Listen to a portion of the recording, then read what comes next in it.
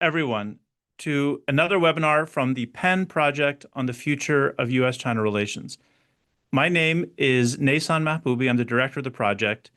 And today we complete a cycle of publishing and discussing in these webinars the papers from our third cohort of project fellows. Over the past several weeks, you've heard from our national security fellows, our trade and economics fellows, climate and environment, human rights, law and democracy, research, education, and academic freedom. And today you'll hear from our science and technology fellows. As I've said before, the third cohort fellows have been working on these papers for the past year. We've workshopped them at an initial stage on campus at Penn. Many of the fellows went to Beijing over the summer, last summer, to do some on-the-ground research about these papers. And then we also shared them and their initial findings and recommendations with policymakers in DC. Now, at this almost final stage, you're listening to them discuss the working drafts that we published earlier today, and then we will publish the final versions a little bit later this spring. All of this is in the lead up to President Trump's visit to Beijing that is now scheduled for May 14th and 15th, and hopefully all the discussions that we have broadcast over the last several weeks will be useful as people prepare to think through the issues that will surround that meeting. I should also mention that we are just about to complete selecting our fourth cohort of fellows, and we will start this whole process once again. Very much looking forward to that. But for today, let's hear from our science and technology fellows. Let me invite today's panelists to come up on screen. So our moderator today will be Graham Webster, a longtime contributor to this project, for which he has my great thanks. Graham is a lecturer and research scholar at Stanford University, where he is also the editor of the well-known DigiChina. Our two fellows who are presenting their papers today, Abby Coplin, an assistant professor of sociology and the STS program at Vassar College, and Kendra Schaefer, the head of tech policy research at Trivium China. I'm so much looking forward to hear the discussion. With that said, I'm going to turn off my camera and hand it over to Graham. Alrighty, well, thank you, Nason, and thanks to the whole team at the Penn Project. This is always fun to work with you all, but today it's really a treat because I get to talk with two old friends who are also the people that I look to first with a bunch of questions that I encounter in my research and when working with students and other people who have questions out there in the world. Both of our panelists have been on the receiving end of a bunch of inquiries over the years from me trying to figure out what's going on. So we have a fantastic program today with what we're going to do is I'm going to ask each of the fellows in turn to introduce their findings and their recommendations out of the papers. We'll go to Kendra first and then Abby after that. And then we actually have, there's some thematic overlap in these papers. So I'll ask each of them some questions to bring out the ways in which the two themes here, which are the economic power of data and the future of biotechnology in China and in the US-China context. These things both involve data. They both involve questions about how regulators are going to spur development or get in the way of advancement in the various fields. And I think we'll go, at least half an hour or more on some questions that I have. But do keep in mind, for those of you in the audience, there is a Q&A function. You're welcome to put things in the Q&A as we go. I will be able to see that, and then I'll get around to any questions such as we can toward the end of our hour. But anyway, without further ado, I want to turn to Kendra Schaefer. Can you tell us about your basic findings here in the paper? Yeah, absolutely. Really good to be here with you both. It's good to see you guys again. So this paper is a little bit unique because it is essentially an economics paper about how Beijing views the economic potential of data, written by someone who knows very little about economics, which is me. So my background, of course, is in technology, but I think it's kind of unavoidable for China tech researchers they must wade into the waters of China's economic theories because China frames the rationale for many of its technology policies through an economic lens. And China's data policies and strategies are an interesting example of that. In the last 5 years, China has released thousands of policies at the national and local level that are designed to increase the supply and quality of data available to startups, available to researchers, available to state-owned companies, AI firms, and government bodies, with a primary focus on data in specialist domains, right, where data sets are difficult to come by. And we can talk about some of those specific policies later. But all of those policies are sort of predicated on a foundational economic theory, a theory that the state has basically adopted as a core truth, which is that data now plays a key role in the economy as a factor of production. In other words, data is now the sort of necessary input to the creation of economic value, right? And if that's true, if you need data to create economic value, then it behooves the government to increase the amount and quality of data that can be obtained by market actors. And so the paper talks a lot about that idea, why the state thinks it's essentially important to do that. And then it talks about the policies, the specific policies that the state is trying to use to increase the supply of data, both public sector data generated by government departments and SOEs and private sector data generated by companies. And finally, the paper sort of contrasts that against what the United States is doing and the way the US has been thinking about data policy at a national level. Obviously in the US, the overwhelming majority of policymaker time and attention has sort of been focused on securitization, specifically preventing the exfiltration of, US citizen personal data or data related to national security, particularly by, countries of concern. So we've essentially played an almost wholly defensive and reactive game when it comes to data, and we've really neglected that growth piece. That's the general overview that the paper focuses on. Great. Well, that's a great start. I'm wondering what your recommendations are. So each fellow in this program is asked to come up with policy recommendations for the U.S. government, in view of what's going on in the area of research.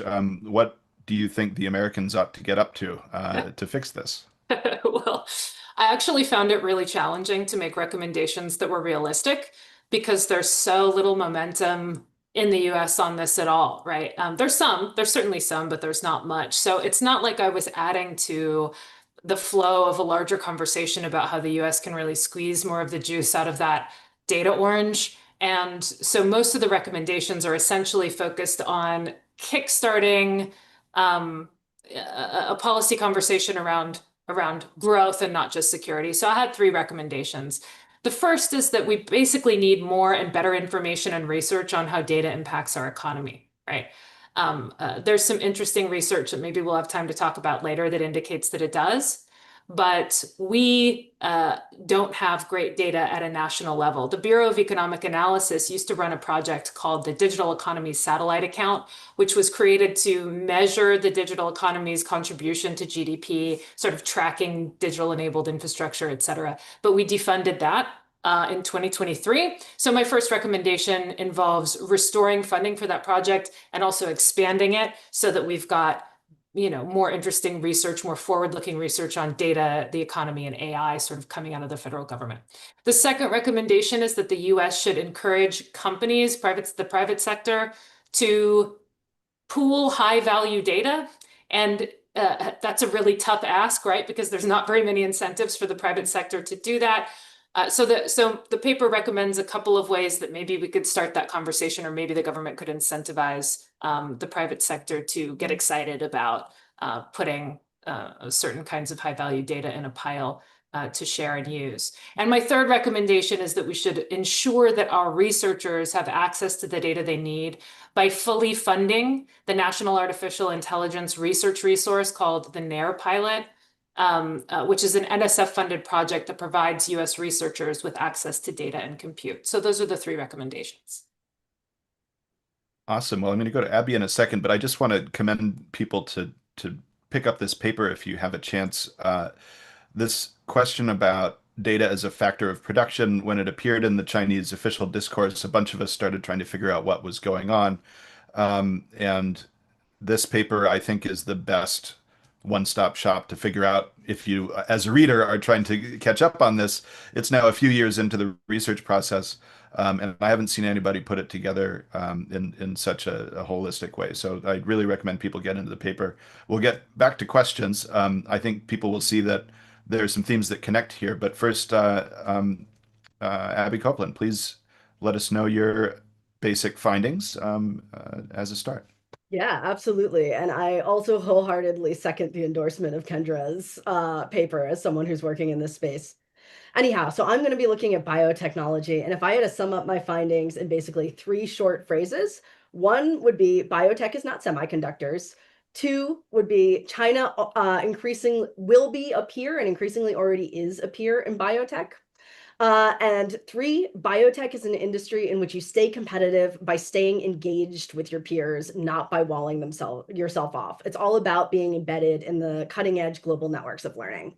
So to elaborate a little bit more on each of these points, while in semiconductors, the choke point of the industry is like really knowing how to build a cutting edge fab, like that proprietary knowledge. In contrast, in biotech, the key inputs are basically private patient capital, basic research, and human capital, scientists themselves. So if we're thinking about basic research, the boundary between academic and applied research in biotechnology is really blurred. Basically, basic science powers this whole system. You look at CRISPR, you look at things like prime and base editing. These are things that are published in the academic literature and then rapidly spread globally. If we're thinking about patient capital, biotech is this industry that's extremely high risk and operates with extremely long timelines. And so it's just like never been a great match for private venture capital, even in the best case scenario. You almost always historically need some kind of state incentivization and subsidization to make it work.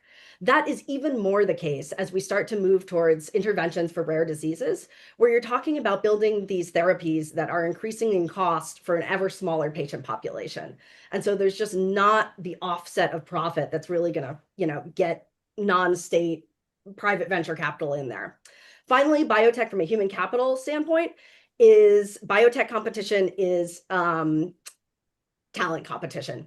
Like scientists and their ideas are the key inputs into this industry. So if we look at kind of what is going on in the US and China on each of these axes, China is rapidly increasing its national funding in the biological sciences, expending state capital in really interesting ways to get these technologies from bench to market, and leveraging talent plans to position itself as an increasingly desirable research locale. In contrast, the US basically is cutting funding to the NIH and NSF, is giving out this very anti-immigrant rhetoric and is basically making a variety of policies that's making it harder to entice researchers from around the world and retain them. So point 2, what's going on in biotech in terms of China? It is difficult to fully articulate the extent to which biotech really sits at the intersection of a number of key governance priorities for China. We're talking about things like food security, population health, fertility rates, big data governance, in addition to things like being a global leader in science and technology. Given the degree to which it's entwined with all of these governance goals, there just is not a reality in which the state is going to back off on this. Similarly, we're talking about decades of infrastructure creation already. Biotech has been a priority for the Chinese government since the 863 program. Moreover, when it comes to developing biotech, China does have certain kinds of structural advantages when it comes to the speed of patient trials, data generation, cost of biomanufacturing, STEM, just general STEM talent. And kind of a variety of other measures, even actually like the kind of AI that's being deployed in the industry. And so basically, when we think about this from a US policy standpoint, policies that are looking to stymie China's rise are really just not going to work. We really need to be thinking about how to contend with this and leverage the complementarities of these two ecosystems to our advantage. So the final point here, about the nature of competition. Biotech is one of these intrinsically global industries. Whether you look at it from researcher connections, business models, licensing agreements, et cetera, national boundaries, despite the rhetoric of securitization on both sides right now, aren't all that salient empirically in terms of practice. Actually, like just in this first quarter, we've had over $50 billion of out-licensing deals between China and US multinationals. So we're really actually talking about increasing entanglement. This is important because the nature of competition in this industry is such that you have to stay embedded within the leading networks of science to stay competitive. Semiconductors, we were talking about a big first mover advantage and a big barrier to entry. That's not the case in biotech. Actually, it's an industry in which fast followers frequently dominate the market. You can see this in biologics. It's not necessarily about being the first drug. If you can create a second drug that has a slightly lower side effect risk profile, that has slightly better outcomes, et cetera, you'll actually dominate the market. And we see this actually even with China's rise. For a long time, they were trying to do the protectionist, we're going to go at it alone strategy. It's only when they harmonize the regulatory structures plugged into the global ecosystem that we really start to see this surge in biotech. In contrast, if you wall yourself off, you're going to fall behind the leading edge. You're going to fall behind in the technological competition. And again, we can point to historical cases that illustrate this. Look at Japan. Well, thanks. I mean, so what I think when I read about these issues in sort of think tank reports and in the press these days, there's a lot of discussion of various types of competition, of what AI might do. What your paper has here that I think is really hard to access in one place is there's a historical view going back a few decades. You mentioned the 863 program, that's 1986. In China, you're tracing efforts in the United States in terms of legislation that have factored into what the US has done over those years. So the paper really gives people an ability to figure out how we got here beyond what you see in the news. And so on that note, I mean, it's pretty clear there are some things you think the U.S. has been up to that have not been a good idea in recent years. What do you recommend for the U.S. government at this point? Yeah, so in general, I would say like my findings fit into three categories. One is how you manage the relationship and correctly calibrate risk. Two is kind of the patient capital valley of death problem, which is really a perennial problem in the industry. It actually has little to do with China's rise. And three is all about how to make sure that the US can continue to attain and retain the strongest talent, the best scientists in the world. So on point one, which is kind of the managing the relationship, how do you calibrate risk? As I've argued, engagement is really crucial to the industry, so we need to figure out a way to make this work. My recommendation is basically that we really need to center policymaking not on trying to mitigate all possible risk, which is kind of where we've been. We're talking about bioweapons, super soldiers, these things that are really low probability events, and instead recalibrate it towards focusing on possible risk, right? To give an example. And here you mean the risk of U.S.-China cooperation, right? Oh, like the risking, yeah, like national security risk, right? Increasingly, this relationship that really historically has been in the purview of the norms of science or in the purview of the norms of the market, right? Like industrial espionage is really increasingly being reframed as a national security issue. And that's the lens by which it's being viewed from policymakers. And kind of within that framework, like any tie to China is increasingly getting construed as a national security risk. So what I'm saying is like, we need to move away from trying to bring risk to zero. Nothing that we do ever in science or any other facet of our lives is ever zero risk. We need to be focusing on like, what are real probable risks and kinds of technologies that are in need of securitization. So like things with an actual battlefield advantage when we're talking about like synthetic biology that can build you like growable runways for planes and things like that.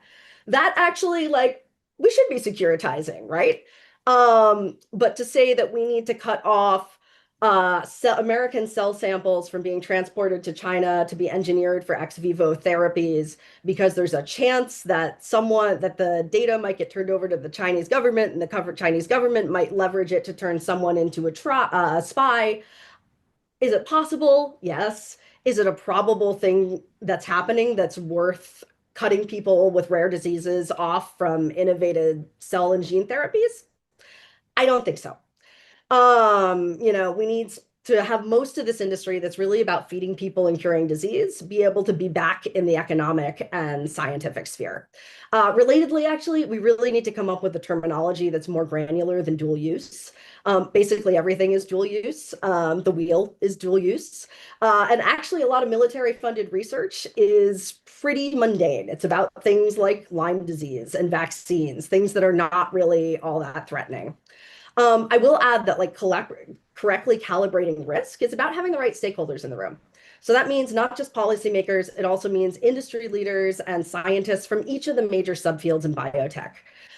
Similarly, I would say that within the US-China relationship, the biotech problem is not just a technical problem, it's also a China problem.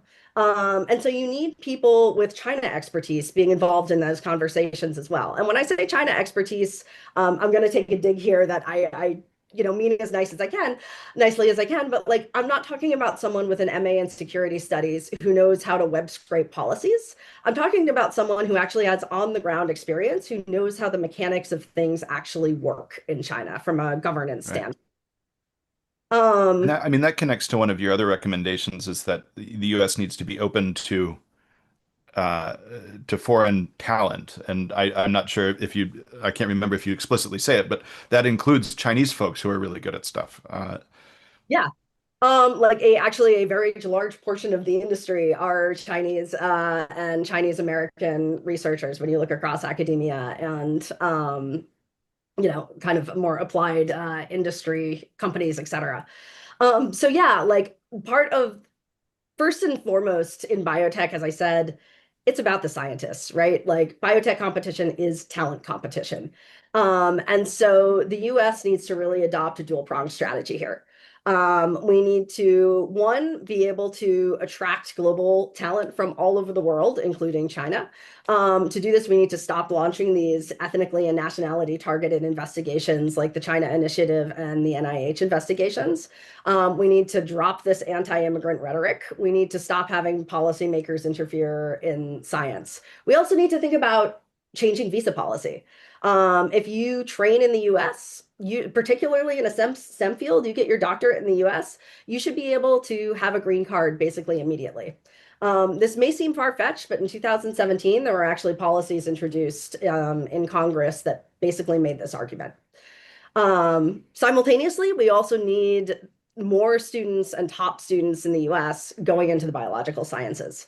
The way that I think about this question is that you need basically people to be going and doing their PhD in biology rather than going to work for McKinsey. That's a hard sell, but there's definitely things that we can be doing to help make that case, right? Give people debt forgiveness if they go into the biological sciences and pursue a research career. Raise the baseline of postdoc salaries so that you don't have this exit after people finish their PhD into industry, et cetera. Sorry, into consulting, et cetera.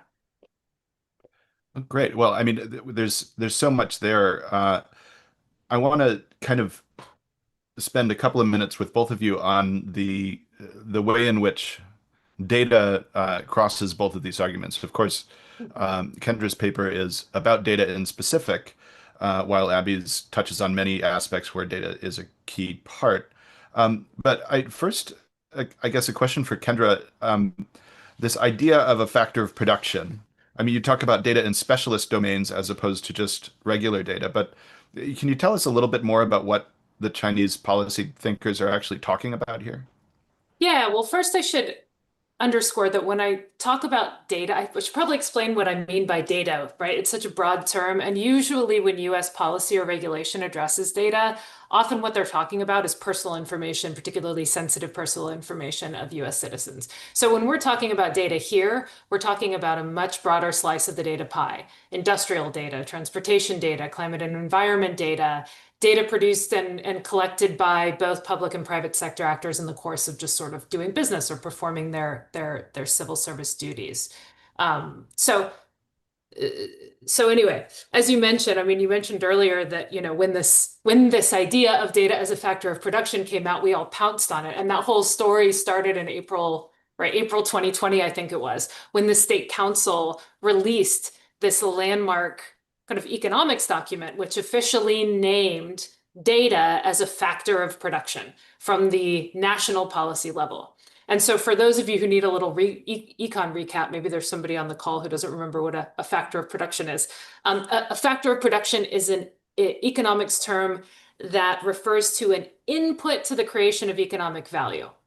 In traditional economics, there's 4 factors of production. There's land, labor, capital, and either entrepreneurship or technology, depending on which tradition you're kind of looking at, right? So these are the things that businesses need to produce goods and services.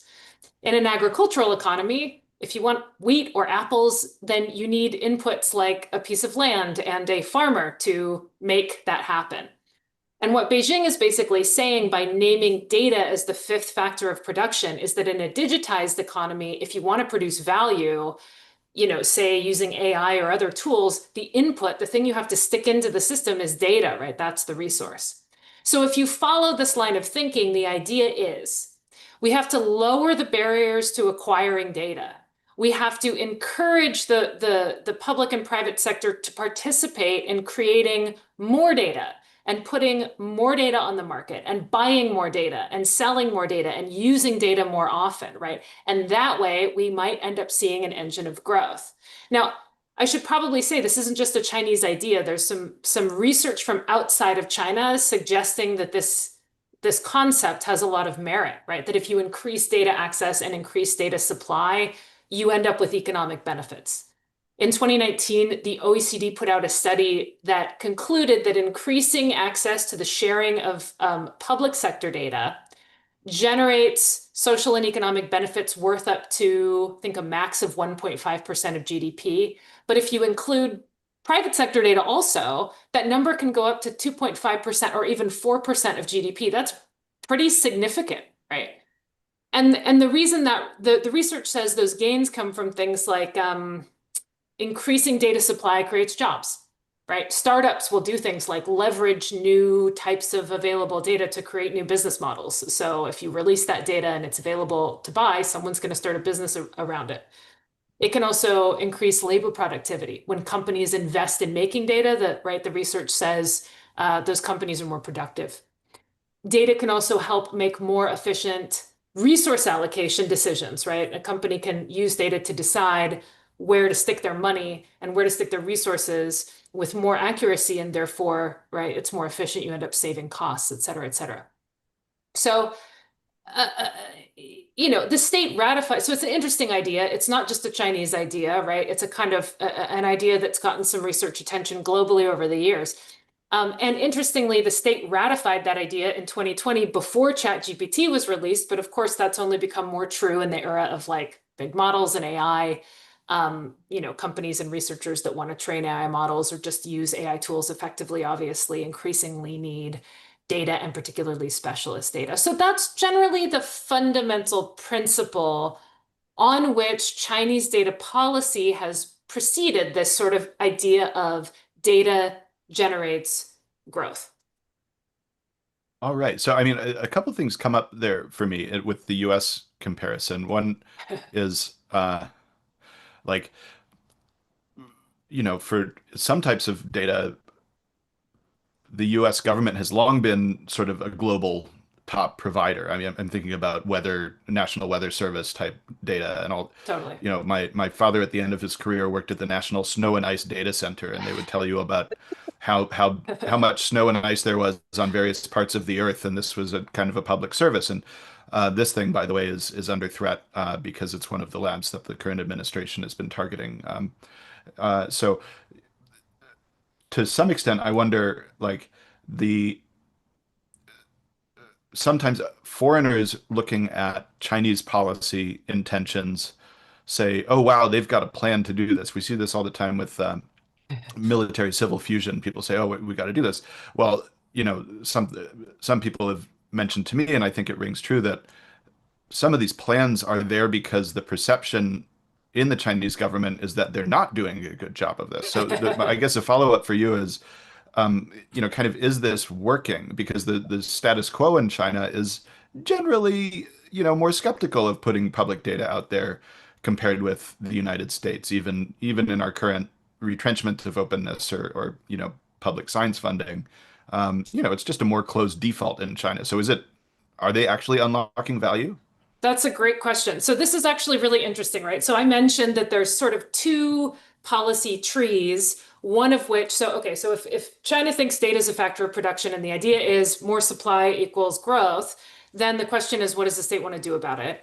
And it's got sort of different strategies for encouraging the public sector to do it and the private sector to do it. So you're talking about public sector data. So I'll stick with that for a second. So prior to this data as a factor of production issue, for many years, 10 years, 15 years, China has, like the United States, had policies that attempted to encourage government departments and state-owned enterprises from putting data to put data out there to make it available as this sort of kumbaya open government data initiative, which is similar to the way that we have approached that, right? We've got the Open Government Data Act, which came out in 2019, where we have sort of required by law government departments to make certain types of data available in certain types of publicly accessible forums and with certain kinds of standard formatting that everybody can use. But if you talk to policymakers about this, it's kind of like, well, that's a nice to have. That's a public good. Isn't it so wonderful that we do this? It's not really seen as a strategic asset at all. And so it's the implementation of that across the US is not as robust as it could be. You see these bright spots like the Weather Service, but considering the amount of data potentially available, bureaucrats don't prioritize putting it out there. They really don't. It's something that they're required to do, so they do it, but there's very little excitement about it. And so China had the same problem, actually, right? There were sort of requirements and encouragement to put the data out there, but no incentive other than kumbaya, you ought to do this, it's a public good, it's data sharing, it's, et cetera, et cetera. But a bureaucrat making decisions about what they have to do with their resources and their budget does not prioritize that kind of thing. And so here's the key innovation. Recently, just in the last couple of years, the state has rolled out rules allowing local governments and SOEs to profit from the data that they provide. You can make money on your data is very different than you provide government open data on, for free kumbaya, let's hug and hold hands.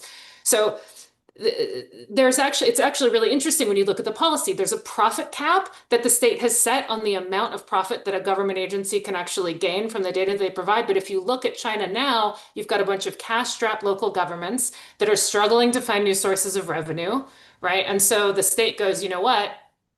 We're going to give you a monetary incentive to put your data out there. We're going to try to make sure that it doesn't become an avenue for graft by putting a cap on how much you can make on it, but you can sell it, right? And so that's one of the primary levers that the state has, or the primary innovations that the state has undertaken that we haven't really explored that thoroughly. Yeah, that's a really good point. I'm going to put in a shameless plug for one of our Stanford master's students. Ron Guo has a really cool paper on data as an asset at the Asia Society Policy Institute. It came out a month or two ago that looks at this from one angle. But yeah, just putting some financial incentives on getting the data out there really does seem like a difference from the US model. Yeah, and So actually on data as an asset, maybe after you talk to Abby, I mean, that's the sort of private sector angle, so I'd be happy to come back to that. Oh yeah, great. So I do want to go to Abby because something that we've talked about over the years is and people in the audience probably are not aware that you have been a longtime researcher of China's biotech industry, including sort of ethnographic detailed human level research into BGI, the genomics company in China, and so you have some pretty deep knowledge about how genomic data is used in China. I wonder if you can connect that to the discussion here, both to your sort of broad biotech assessments and to this idea of the value of data in the economy. Totally. And I'll start by, for those who don't know what ethnography means, basically it means that most of my research is living and working in Chinese biotech companies, in genomics and agrobiotech, all these sectors, and kind of doing long form interviews with officials and entrepreneurs and scientists. But yeah, and so I'd say like just as China is kind of distinctive in thinking about data as a factor of production, the Chinese state also looks at genomic data and I mean like genetic, genomic, biological data a little bit differently than we do in the US. So historically in the US, we've looked at genetic data as a form of sensitive personal health data in need of protection. China also has this understanding, but they also see it as having a dual valence. It's also about perceived as kind of a natural national resource that can be mined for the creation of things like precision medicine, new forms of agrobiotechnology, et cetera. And so we see this in a number of regulations, the 2020 biosecurity law, the 2019 regulations on the management of human genetic resources, which then have these like 2023 implementation guidelines and are revised again in 2024. But it's really this like broad framework that really talks about who can collect and store genetic data or human genetic data in China that is about governing the domestic space and the international space. One of the things that's gotten a lot of press is that they require a Chinese partner for any export of Chinese data. Foreigners are not allowed to collect or preserve Chinese genetic data. And all international collaborations handling human genetic data require, it was originally approval from most, the Ministry of Science and Technology, and then gets switched to the National Health Commission. It's also worth noting that China, when we're talking about production of data, has a pretty strong like structural advantage in being able to generate massive genomic data stores, especially companies like BGI. It's not just a matter of population. It's actually a little bit more complicated than that. It's about how the common modality of data generation in biotech, which is basically clinical testing for data generation, interacts with China's highly centralized health provision system. So you basically end up with this dynamic that BGI partners with localities around the country, gets their, for example, non-invasive prenatal testing integrated into the local healthcare scheme, and then they get all of the data that I'd say it's integrated like for free or very low cost to patients, and then they get all the data that is generated through that process. Companies in the US are doing the same thing. It's just that like Natera partners with New York Presbyterian, LabCorp partners with Mount Sinai. It's this much more cellularized version of this practice. But if you think about BGI being able to get data from both the fetus and the mother of like every pregnant woman across like over 100 localities in China, that's like a massive, stable, systematic data pipeline, right? So then what are we doing in the US when it comes to genetic data? Basically, we have no coherent framework. Our governance of genetic data depends on how your data enters the system, whether it's through direct-to-consumer genetic testing, clinical trials, et cetera. Some of these things vary state to state. We are starting to recognize that second valence that this data has, but I'd say primarily as a security risk. We're kind of refracting how we think about genetic data through the lens of strained US-China relations. And so what that means is we're not actually organizing our own house. We're not creating a coherent structure. We're slapping full country bans on Chinese researchers from accessing NIH databases. We're banning the export of cells for ex vivo engineering from any country of concern. We're saying no data can be sold to any country of concern, et cetera. And so like American policymakers really do need to grapple with the governance of genetic data, but we need a nationally coherent framework regulating who can access what kinds of data for what purpose that applies to all points of entry and applies to both researchers and firms. And really it should be country agnostic. Likewise, given China's data generation advantages, we also need to be thinking about how to build these data sets ourselves and how to pool data, some of the things that Kendra was talking about, right? Because if you want precision medicine, you need these data sets that are millions of data points, and we're kind of just not doing it. It is possible that can I make one more point? Yeah. Okay. So some data might be deemed too sensitive for export and in need of, some kind of protection. But we shouldn't be doing blanket countrywide bans. Rather, we need to create a system in which foreign researchers can apply, be assessed by a team of experts, and kind of really work on a case-by-case basis. Because I will make the point that like while China's human genetic resources regulations have chilled international collaboration to some extent, they actually are still granting licenses for international collaborations, for data export, et cetera. And actually, the like group of actors that have the highest rate of getting these licenses are American biotech companies. Yeah, I mean the countrywide thing, the China-focused concerns versus general concerns really echoes to me what we've observed over the recent years with the whole TikTok situation, where the U.S. government, a bunch of political discussions were happening of identifying this risk that you can say it's big or it's small, but there's some risk of China's government abusing access to TikTok data. But from my view, we focused on the TikTok problem without ever sitting down and saying, "Hey, wait a minute, China's spies can also buy this all kinds of intrusive data from totally legal intrusive, ad networks and other sort of spyware that's built into our everyday life." We have one audience question that I want to turn to uh, Abby and Kendra, if you have comments on that. I think we'll probably have time to go back to Kendra again on some of the data stuff. But this is a really good question. So I'm going to read the question out loud because I think it's pretty well formed, and I hesitate to summarize it and get it wrong. But the question says, the U.S. is clearly becoming a less hospitable place for Chinese talent, but China is not an ideal alternative for scientific work either. The economy is struggling. Many people are pessimistic about their future, and the system as a whole is becoming more repressive. So, in your conversations with Chinese scientists and others in this space, how are they weighing the trade-offs between China and the U.S.? Is there still an advantage that the U.S. has when it comes to career choices, despite all of it? I think that's a question for Abby first. Yeah, Abby Yeah. first, and if you have comments from that perspective, you're welcome. But Yeah, no, I'm happy to talk about this. Especially, I've been doing interviews with researchers in China for like over a decade now, to make myself seem very old.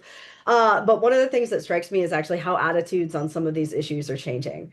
Um, and so my gut reaction immediately is the US historically has been the most desirable place to be a researcher, definitely in the biological sciences, but most natural sciences. Um, I think it has the capacity to be that again.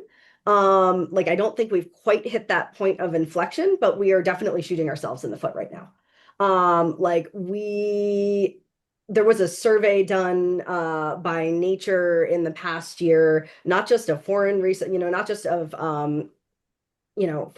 foreign scientists, but of American scientists broadly. And something like 75% of the people that they surveyed said that they were currently considering jobs outside the US. That is a really striking number. And it's about the defunding of NSF and NIH. It's about just general political interference. It's about just kind of the visceral anti-immigrant rhetoric. It's all of it, right?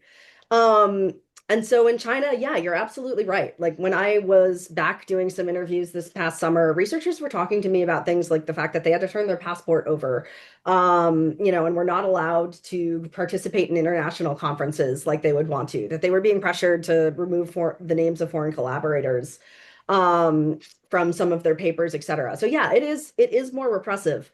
At the same time, what was striking is that everyone I was speaking with said despite that, they're actually pretty optimistic that the general trend line is things in China are getting better, that the state is actively, listening to their concerns about funding, et cetera, that there's better venture capital, that there's more of a sense of opportunity. And that like both a sense of optimism about their choice to go back to China, um, and a sense of really, I don't want to say pessimism, but sadness looking at the US system, of reflecting and saying this was really the crown jewel, and what are you guys doing to destroy something that was so good, right? yeah. I will also say that like it's really telling as someone who's been doing interviews about this for so long, what the drivers are behind people's decisions, right? Um, and that it's never, very few people who I've spoken with over the years ever really intended a return as their number one plan, right? Like talent plans are often talked about as espionage, that this was always like a secret plan to get people back.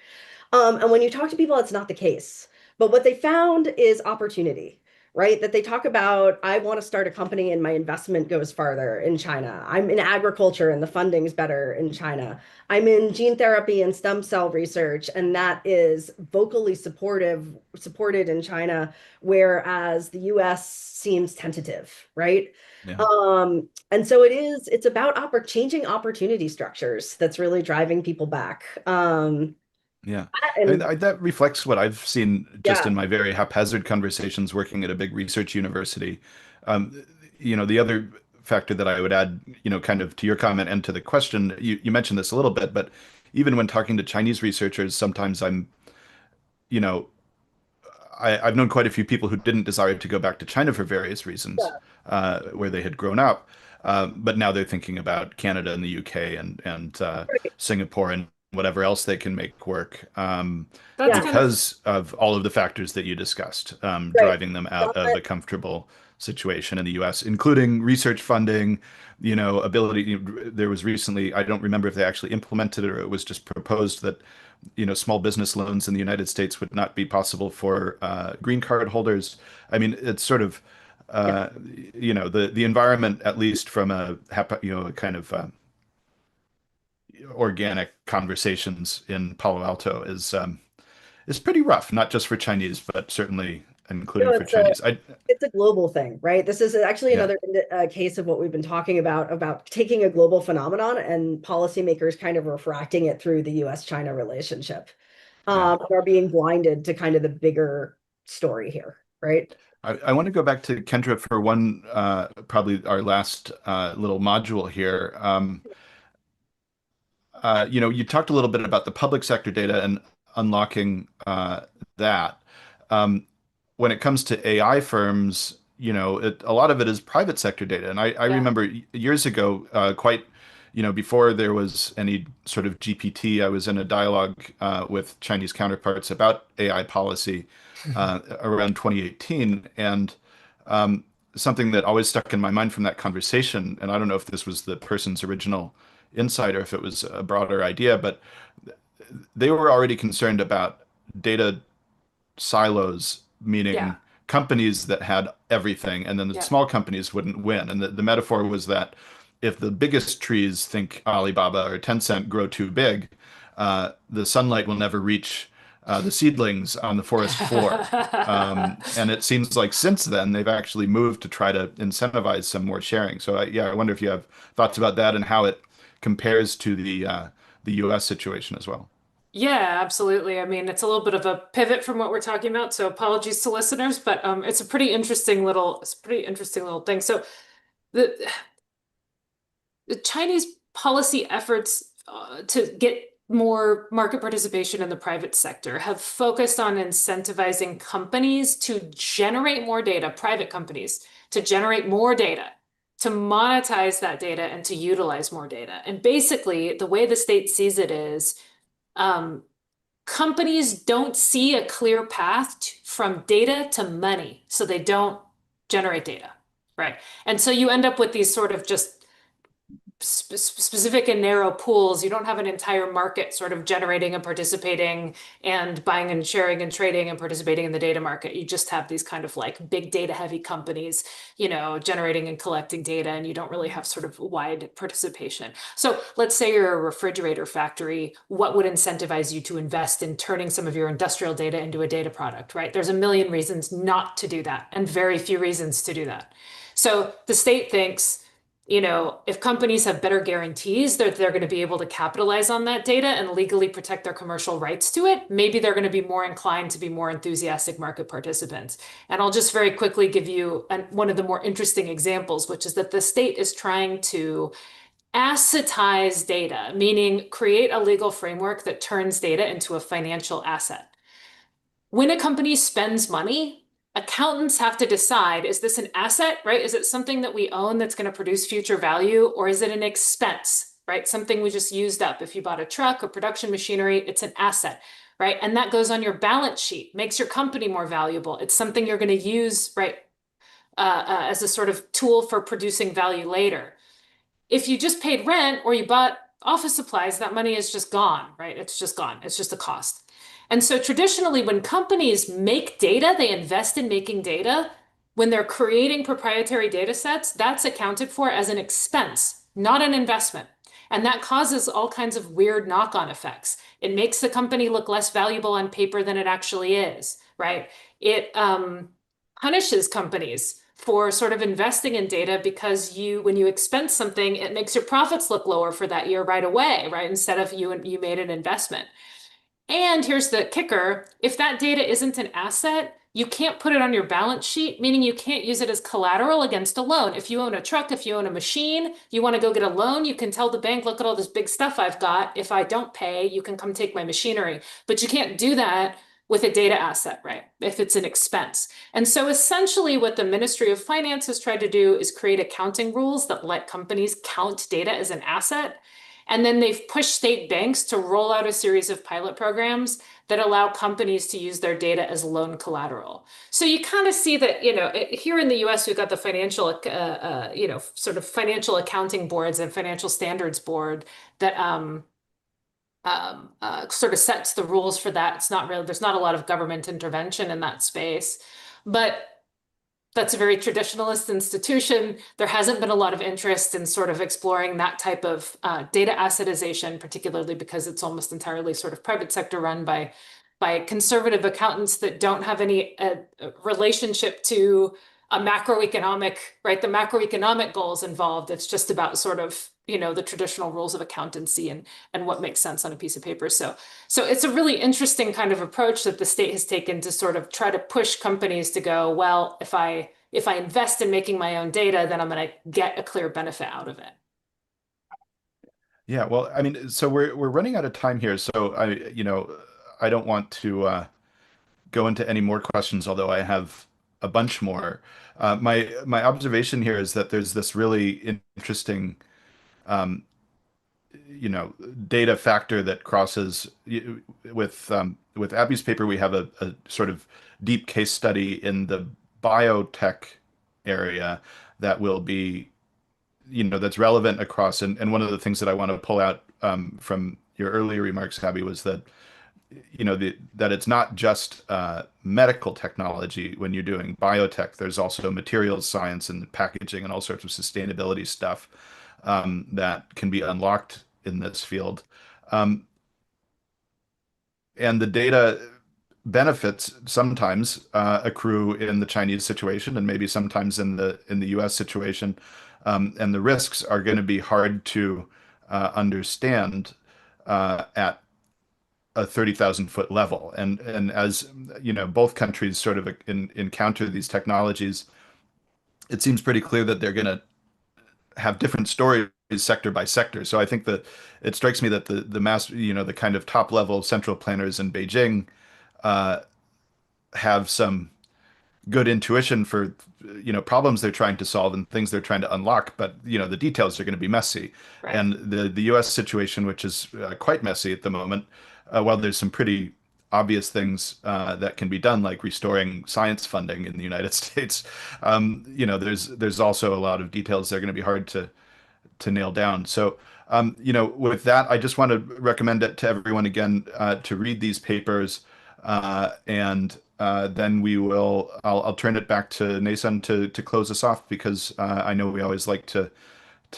begin and end on time when we can here at the Penn Project. Well, this was such a great conversation that I would have been delighted if you were to keep going. I did see one of the comments in the Q&A just was from a mutual friend of all of ours who just said this was a great conversation, and I couldn't agree more. It also reminds me that I am so grateful to you, Graham, for being a moderator for such a granular and technical discussion. One of the things we try to do with this project is to really go deep into specialized areas. And frankly, the granularity of Abby and Kendra's work here vastly exceeds my own capacity to have well moderated this conversation. So having someone of your expertise, Graham, moderate it was really great. And I, to the extent that I could keep up, I learned a lot from all of you. Let me just thank the audience as well for joining. And that's both the audience here on Zoom and the audience on YouTube, whether watching it live or later. I hope you'll amplify this conversation. I think it deserves to be watched by a lot of people. And I hope you've enjoyed, for those who've been watching these webinars and broadcasts over the last several weeks, I hope you've enjoyed them. We will come back with more webinar and other media content, including our China Studies podcast in the weeks ahead. But the next round of fellows presenting their papers will be in about a year with our 4th cohort fellows. And so, Graham, you can bet on it that I'm going to come back to you and see if you're going to be interested to moderate that session in a year. Sounds fun. Thank you all. Have a great rest of your days.